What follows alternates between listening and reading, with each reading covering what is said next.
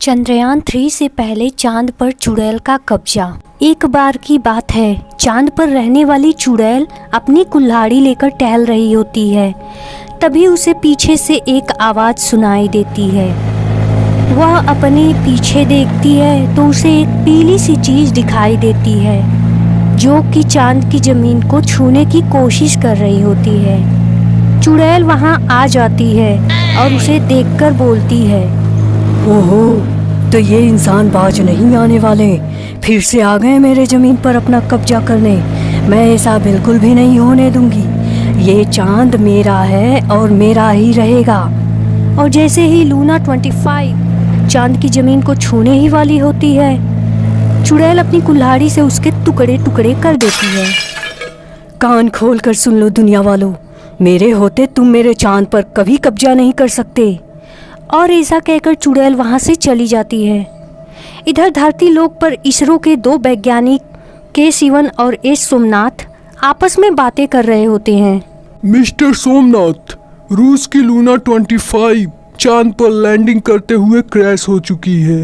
कुछ तो रहस्य है चांद के दक्षिणी ध्रुव पर, हमें जानना ही होगा।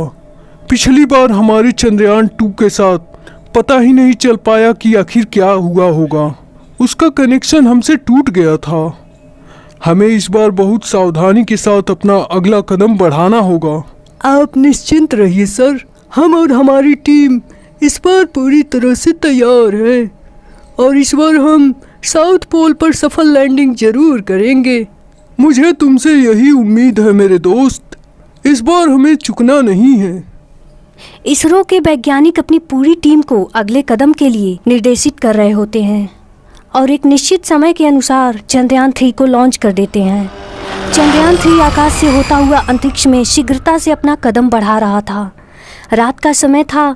इधर चुड़ैल अपने घर में खटिया पर सोई हुई थी। तभी चंद्रयान-3 चांद के आसमान से होकर एक तेज झोंके के साथ वहां से गुजरा और चुड़ैल की झोपड़ी उस तेज झोंके के कारण उखड़कर दूर उड़ गई। धूल के झोंकों के कारण चुड़ैल की आंख खुल जाती है और वह उठकर बैठ जाती है और इधर उधर देखने लगती है, पर उसे सिवाय धूल के कुछ भी दिखाई नहीं देता। अरे ये क्या हुआ? आंधी था या तूफान आ गया? ऐसा लगा जैसे भारत का चंद्रयान आ गया। मेरी झोपड़ी कौन उखाड़ ले गया? किसकी इतनी हिम्मत हुई? मैं अभी जाकर देखती हूँ। चुड़ैल घूमकर इधर उधर देखती है। तभी उसे एक पीली सी चीज़ चमकती हुई दिखाई देती है और वह वहां जाती है। वह जैसे ही वहां पहुंचती है तो उसे भारतीय चंद्रयान-3 का विक्रम लैंडर चांद की ज़मीन पर लैंड करता हुआ दिखाई देता है। चुड़ैल अपनी जादुई कुल्हाड़ी से उसे तोड़ने की बहुत कोशिश करती है, पर उसका एक भी वार विक्रम पर कोई असर नहीं करता। अरे ये क्या हुआ? ये भारत वालों ने क्या जादू किया है? मेरी शक्तियाँ काम क्यों नहीं कर रही हैं? ऐसे में तो मैं बर्बाद हो जाऊंगी। चुड़ैल अपनी पूरी जोर लगाती है और इधर धरती लोक पर भारत के साधु संत चंद्रयान-3 के सफल लैंडिंग के लिए घोर साधना, पूजा पाठ और यज्ञ हवन करने में लगी थी। चारों तरफ चंद्रयान-3 के लैंडिंग के चर्चे जोर शोर से चल रहे थे। शहर हो या गांव, लोग चंद्रयान-3 के लैंडिंग को लेकर बहुत उत्साहित थे और भगवान से प्रार्थना कर रहे होते हैं। इधर चुड़ैल बार बार विक्रम लैंडर को नुकसान पहुंचाने की नाकाम कोशिश कर रही होती है। तभी विक्रम लैंडर चांद की ज़मीन पर लैंड कर जाता है और पूरे भारत में खुशी की लहर दौड़ाती है।